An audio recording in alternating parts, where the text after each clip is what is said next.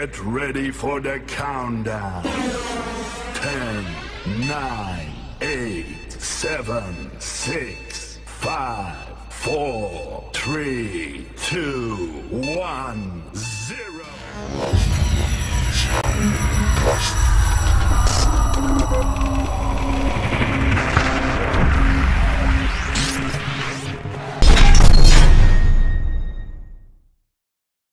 0. Sunan Bonang. Makam Sunan Bonang terletak di kota Tuban, sebuah kota kecil di pantai utara Jawa Timur. Kota ini memiliki alun-alun yang luas dan indah.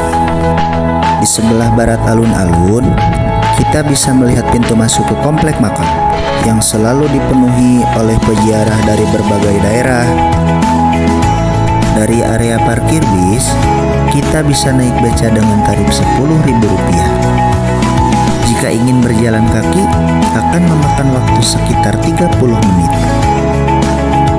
Apapun pilihannya, kita akan merasakan aura yang berbeda saat memasuki komplek makam. Suasana takdim begitu terasa. Nama asli Sunan Bonang adalah Raden Maulana Maktum Ibrahim. Dia adalah putra Sunan Ampel dan saudara dari Sunan Derajat. Sunan Bonang diyakini sangat sakti dan mempunyai banyak karomah. Selain itu, Sunan Bonang juga merupakan guru kinasihnya Sunan Kalijogo, salah satu waliullah legendaris tanah Jawa. Capek barudak, kok namah kitu we. Tuh, waroi. Uy, jajanan uga pura. Seur baju. Uy, itu plang. Geuning. Kitu we pokona mah. Belum.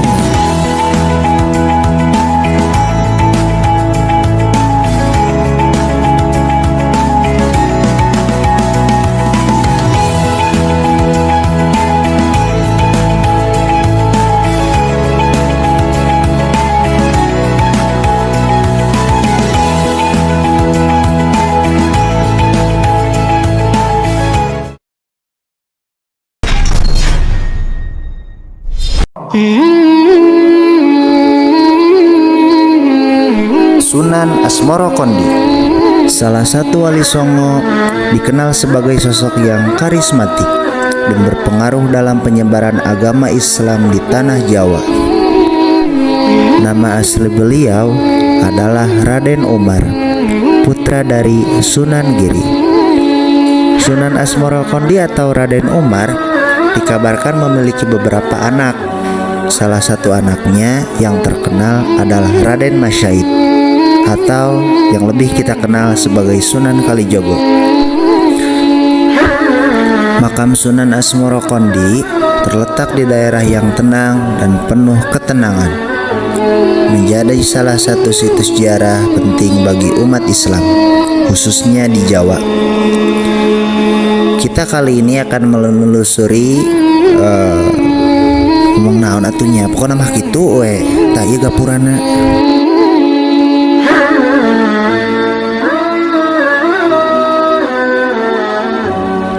Banyak pengunjung datang untuk mendoakan dan memohon berkah, serta mengambil hikmah dari teladan hidup Sunan Asmoro Kondi yang penuh cinta, kasih, dan toleransi. Iya mah matak sepi teh videona we keur eueuh batur.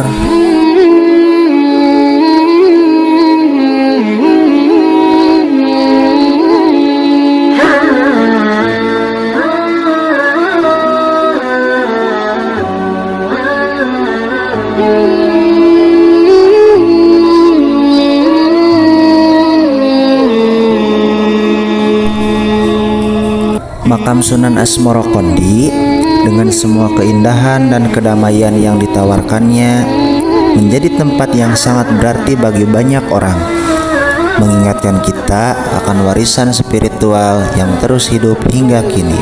Ya garaneng atuh naon atuh teh cenanya anu marani. Sahabat ziarah Miftahul Huda, Sekarang kita bisa melihat suasana yang ada di dalam makam Sunan Asmorokondi. Di dekat makam terdapat tugu yang bertuliskan silsilah-silsilah keturunan dari Sunan Asmorokondi.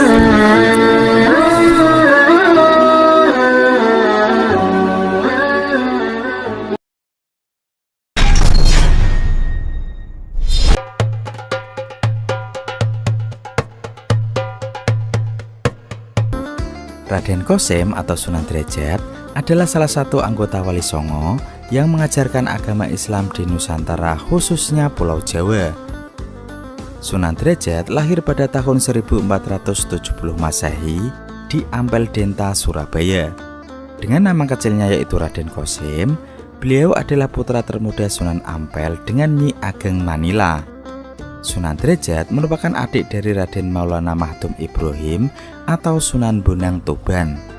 Sama halnya Sunan Bonang, Sunan Derajat juga dibekali dengan ilmu agama oleh ayahnya di Pondok Pesantren Ampel Denta, Surabaya. Selain itu, beliau juga pernah berguru agama Islam pada Sunan Gunung Jati yang berada di Cirebon. Metode dakwah Sunan Derajat yang diajarkan kepada masyarakat setempat adalah etos kerja keras, empati yang diwujudkan lewat sifat dermawan, hingga selalu membantu untuk mengentaskan kemiskinan yang ada di lingkaran sekitarnya. Di antara ajarannya yang terkenal adalah prinsip Pepali Pitu dan juga Catur Piwulang. Sunan Derajat wafat di tahun 1522 Masehi di Paciran, Lamongan. Makam Sunan Derajat selalu ramai dikunjungi peziarah dari berbagai daerah, apalagi pas bulan Ruah atau 1 bulan sebelum puasa seperti ini. Di sekitar makam Sunan Derajat terdapat gentong yang berisikan air yang dipercaya dapat menyehatkan. Di sebelah timur makam terdapat peninggalan Sunan Derajat Bayang Gambang. Bayang Gambang digunakan sebagai tempat musyawarah para sunan untuk memutuskan hal-hal yang penting dan juga sebagai tempat mengaji sahabat dan murid-murid Sunan Derajat. Di sebelah timur makam Sunan Derajat juga terdapat masjid atau surau kecil yang berbentuk panggung. Suasana di sekitar masjid sangat asri dan penuh pepohonan, dan juga di sekitarnya terdapat tempat beristirahat. Di sebelah timur masjid terdapat Museum Sunan Derajat yang berisikan benda-benda peninggalan Sunan Derajat yang biasanya digunakan sebagai sarana syiar agama Islam. Nah, setelah berziarah, silakan yang mau beli oleh-oleh dulu. Di sepanjang jalan keluar makam terdapat penjual pernak-pernik, baju, makanan dan minuman serta oleh-oleh khas Lamongan.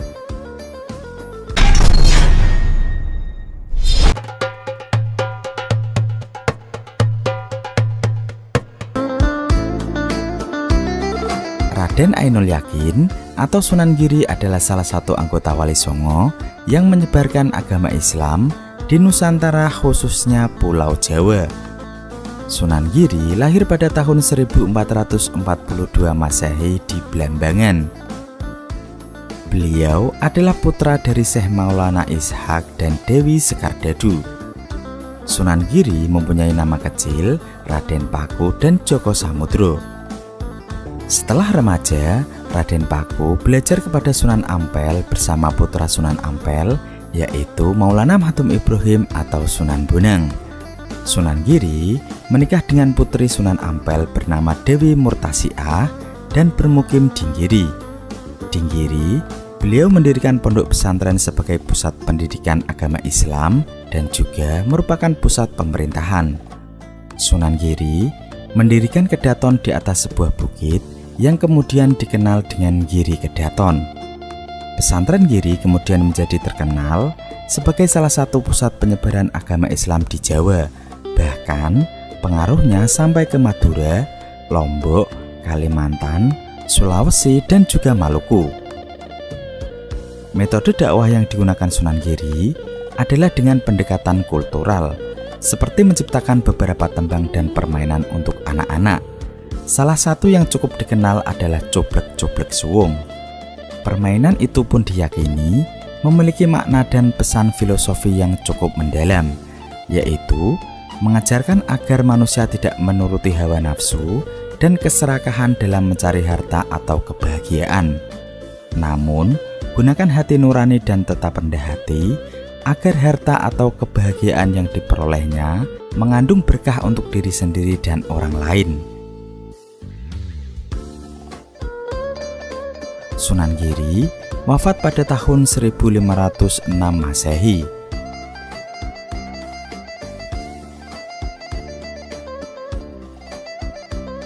Di sebelah pintu masuk terdapat Museum Sunan Giri. Museum ini terdapat banyak koleksi peninggalan dari Sunan Giri, seperti fragmen sajadah, kemudian sorban, dan masih banyak lagi.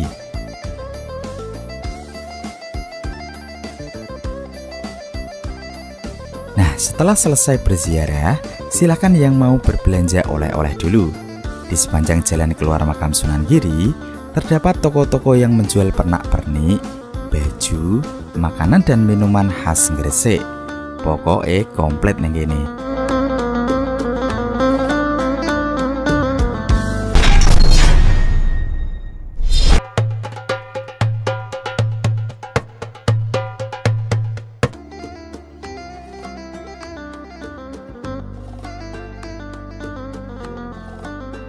Syekh Maulana Malik Ibrahim adalah nama asli dari Sunan Gresik.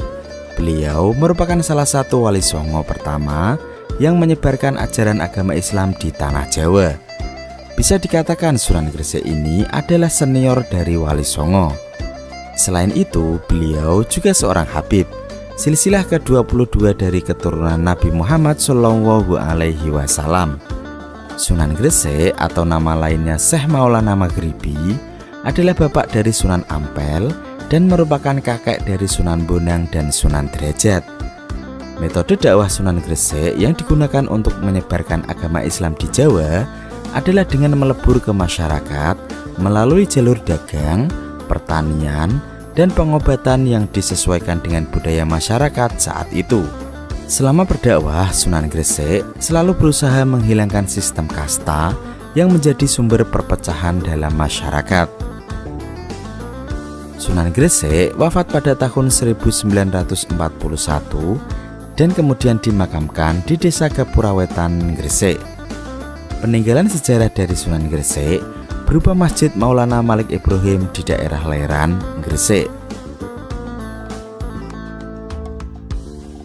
Makam Sunan Gresik selalu ramai dikunjungi peziarah dari berbagai daerah, khususnya saat weekend dan hari libur.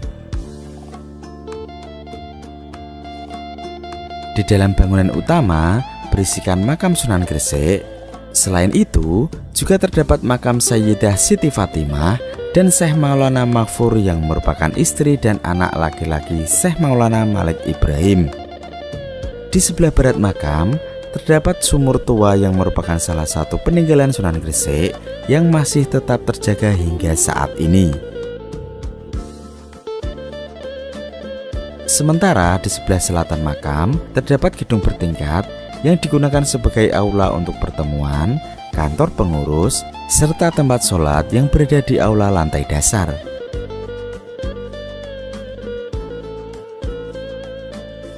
Demikian wisata religi di makam Sunan Gresik kali ini. Kita lanjutkan di video berikutnya.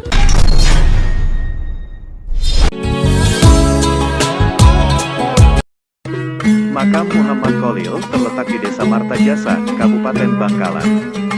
Makam besar umat Islam di era Wali Songo terletak 2 km dari pusat kota dan bersebelahan dengan pantai Sambilangan. Kiai Muhammad Kholil telah banyak dikunjungi peziarah dari berbagai daerah. Kiai Muhammad Kholil dikenal sebagai waliullah dan sebagai guru besar orang suci di negara ini. Sebagai konsep gagasan atau pembentukan Nahdlatul Ulama. Melalui kedua muridnya, mereka Kiai Hashim Asy'ari, kakek Presiden keempat Indonesia yaitu Kiai Abdurrahman Wahid, dan Kiai Asad Syamsul Arifin pendiri Pondok Asem Bagus. Ulama besar yang masih mempunyai pertalian darah dengan Sunan Gunung Jati dari sang ayah. Semasa hidupnya, Kiai Muhammad Kholil tidak hanya banyak menimba ilmu di pesantren di Indonesia, melainkan juga di Jazirah Arab. Cerita-cerita dari beliau saat menimba ilmulah yang banyak dipakai oleh berbagai pesantren sebagai inspirasi dan motivasi. Beliau wafat di umur yang sangat senja, yaitu tepatnya umur 106 tahun pada tanggal 29 Ramadan 1341 Hijriah. Bertepatan dengan tanggal 14 Mei tahun 1923 Masehi dan dimakamkan di pemakaman umum Desa Martajasa, sebuah desa di sisi barat kota Bangkalan. Karena karomahnya yang terkenal inilah, maka beliau banyak dikunjungi para peziarah dari dalam maupun dari negeri tetangga. Tercatat hampir tiap hari sekitar ratusan orang bisa mendatangi makam Muhammad Sheikhona Khalil. Masjid yang dibangun pada pertengahan tahun 2005 tepat di samping pesantrennya ini semenjak selesai dibangun telah menjadi salah satu ikon wisata religi yang sangat terkenal di Pulau Madura. Di area pemakaman tersebut juga ada beberapa makam lain yang bisa Anda ziarahi, yaitu makam dari ayahanda Muhammad Khalil, Abdul Latif yang terletak 100 meter dari makam Kiai Khalil. Selain itu ada juga makam-makam lain yang terpisah yang kabarnya adalah makam dari anggota keluarga keraton. Bahkan konon kabarnya di sana juga dikubur senjata-senjata keraton zaman dahulu, dan banyak orang-orang yang sampai menginap demi memburunya.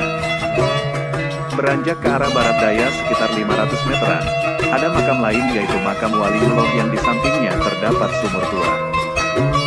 Masyarakat di sana mempercayai jika Anda melempar uang koin ke dalam sumur, maka Anda akan mendapat rezeki besar, dan jika Anda meminum airnya, Anda akan memperoleh kesehatan yang panjang.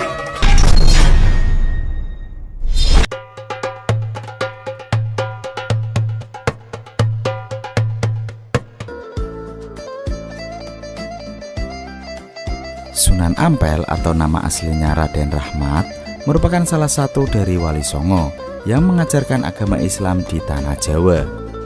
Sunan Ampel lahir di Kamboja sekitar tahun 1401 Masehi. Nama Sunan Ampel yang disandangnya berasal dari nama tempat yakni Ampel Denta, yang kini tempat tersebut berganti nama menjadi Wonokromo, Surabaya. Sunan Ampel mempunyai strategi dakwah yang terbilang unik dan cerdas. Misalnya, Sunan Ampel mengubah nama Sungai Brantas menjadi Kali Emas. Kemudian, pelabuhan Jalangga Mane menjadi Tanjung Perak. Mendengar nama itu, orang-orang pun berbondong-bondong ke Jawa Timur.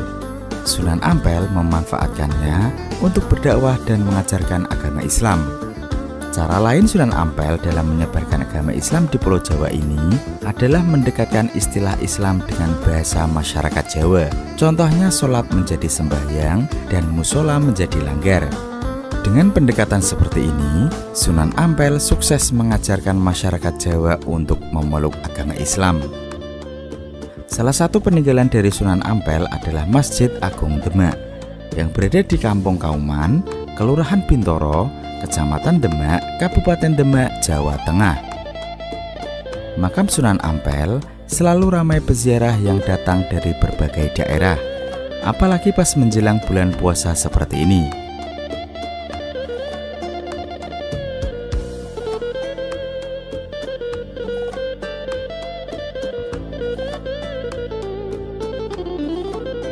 Di sebelah barat Masjid Ampel terdapat deretan tempayan atau bahasa Jawanya padesan berisikan air dari sumur yang merupakan salah satu peninggalan dari Sunan Ampel.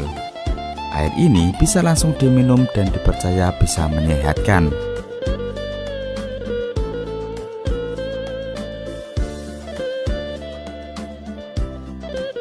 Nah, setelah berziarah, silakan berbelanja oleh-oleh di Pasar Ampel. Di tempat ini tersedia berbagai pilihan barang, mulai busana muslim, peci, gamis, parfum, buku, dupa, mainan anak-anak, dan berbagai barang lainnya. Sedangkan untuk kulinernya, yang paling mudah ditemui di tempat ini adalah berbagai jenis kurma dan beberapa kuliner lainnya seperti nasi kebuli, nasi biryani, ataupun roti Maryam. Demikian wisata religi di makam Sunan Ampel kali ini.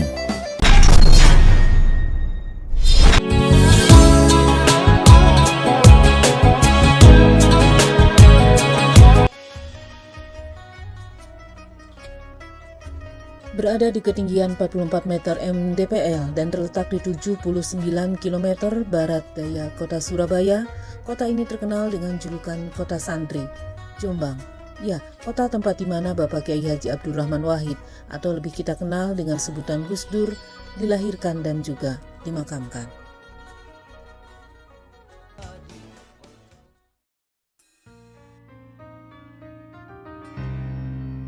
Berada di Komplek Pesantren Tebu Ireng, tepatnya di Jalan Irian Jaya Tebu Ireng nomor 10, Cukir, Kecamatan Diwek, Kabupaten Jombang, Jawa Timur, makam Gus Dur seakan mempunyai magnet tersendiri. Ribuan peziarah setiap harinya berkunjung ke sini.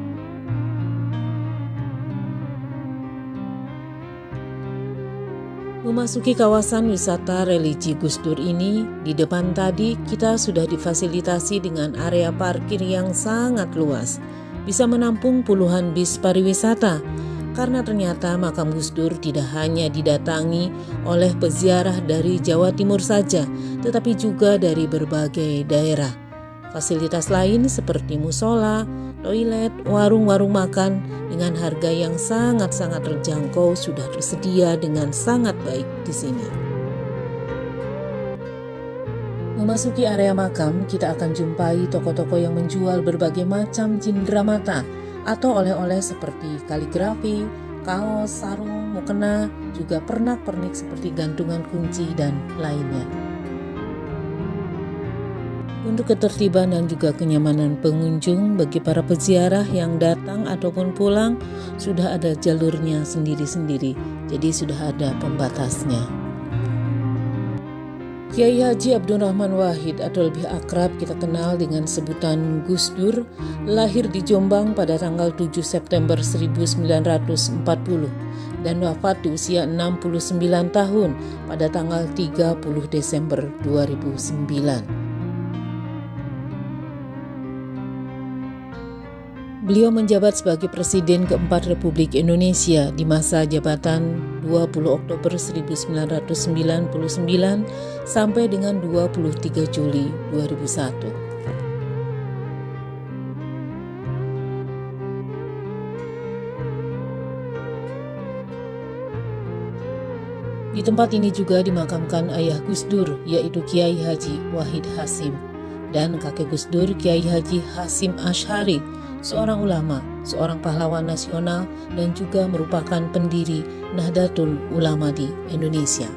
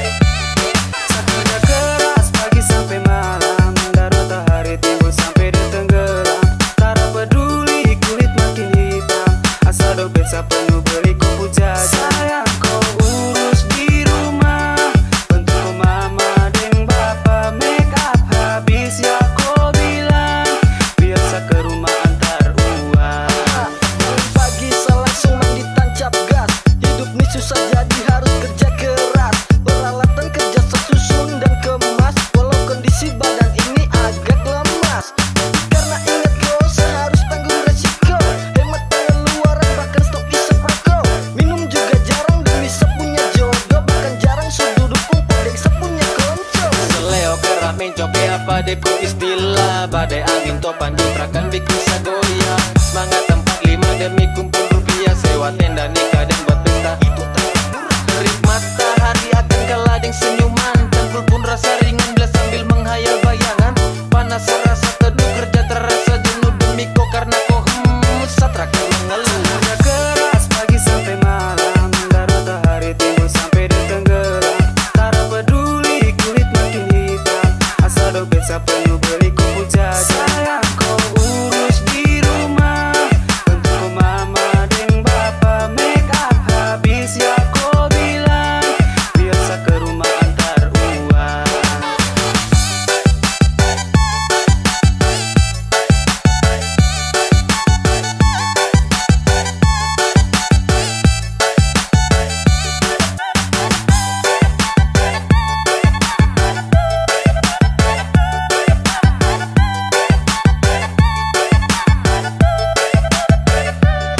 Paling banyak burung gelatik di atas terbang melayang.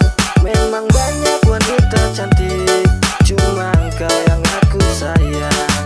Siang malam berjuang demi kau punya kebutuhan, terpeduli bertopan pastikan saya usahakan, biar badan terselah itu tak jadi urusan, asalkan kau senang sayang. Semoga kita sama Amina. Selagi kita mampu apapun akan sabuat. Waktu biar tenaga semua tergambar dalam keringat. Seperjuangan ini selalu kau ingat. Biar besok lusa kau tak berpikir minyak. Perlahan saya usaha untuk modal masa depan. Semoga semua